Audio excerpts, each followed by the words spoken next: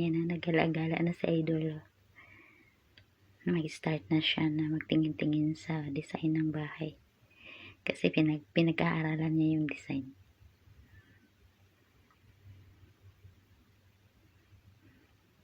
Yan, nag-ikot-ikot na siya.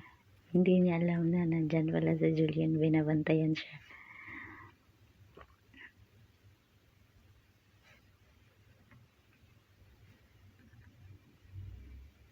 Tatawag si Amy niyan. Si Amy, hindi niya sasagutin. Pero yung nanay niya, kailangan niya talagang sagutin. Tatawag yung nanay niya. Yan. Kasi nagtaka yun, bakit hindi na siya umuwi sa kanila. Yung nanay niya.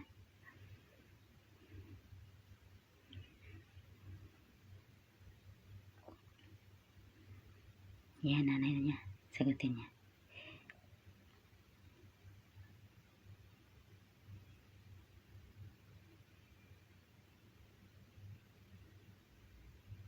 Tatawag ulit. Hello, hindi ko kayo pwedeng kausapin ngayon. Bakit? Nasaan ka ba? Ibaba ko na po, mamaya ko na lang sasabihin. Bye. Bakit di mo sabihin ngayon? Sabihin mo sa akin kung anong ginagawa mo dito. Gulat siya. Ano kasi madilim. Akala ko kasi kwarto ko ito. Natatandaan mo ba yung kasunduan natin tungkol sa trespassing? Ano nga yun? Puputulin ko. Sumobra naman yata.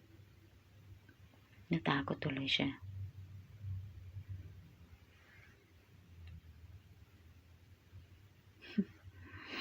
Tako siya.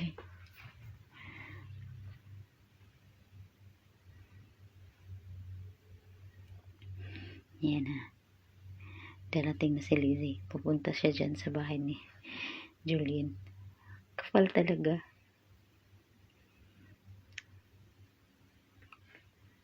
Pagkatapos ng ginawa niya, bubalik ko talaga siya dyan. Yan. Mag-away silang dalawa.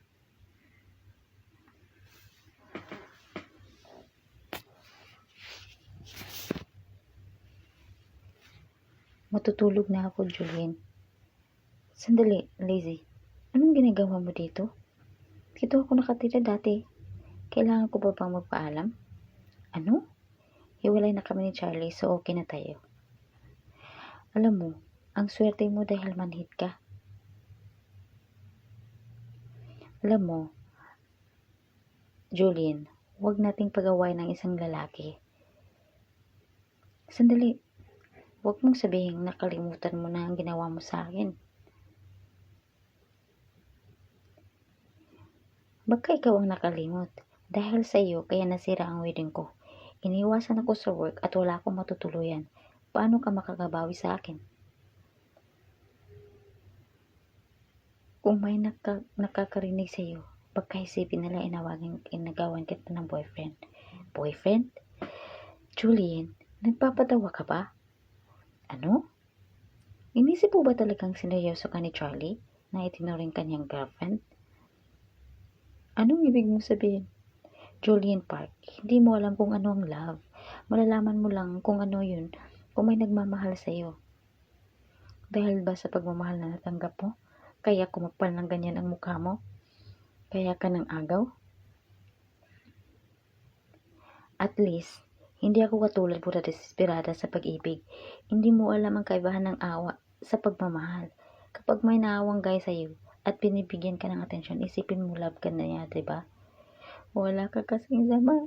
Manhid ka, bruha ka. Nasasaktan ako, aray. Ano ba? Kapal na mukha mo. Tama na, sumusobra ka na, aray. Tumigil ka na nga. Magpunta-punta ka pa talaga dito, ha? Aray.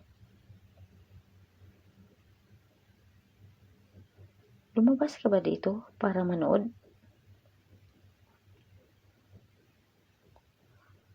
Huwag nga kayong maingay. Nakakaistorbo kayo.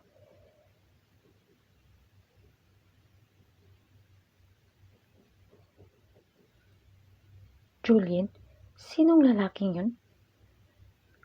Bakit? Gusto mong malaman? Hoy, Julian, ayusin mo ang buhay mo. Pwede ba? Paano mo nagawang tumanggap ng lalaking tenant nito? At yung bata pa, bakit interesado ka sa kanya? Agawin mo rin. Hindi ako nangagaw, silang lumapit sa akin. Kahit kailan, hindi kanya lalapitan. Bakit hindi? For your information, wala pang lalaking tumatanggi sa akin. Kahit ano pang gawin mo, hindi kanya magugustuhan. Talaga? Oh, sige, tingnan natin. Mapapahiya ka lang. Yung bagong tenant, bading siya. Narinig niya.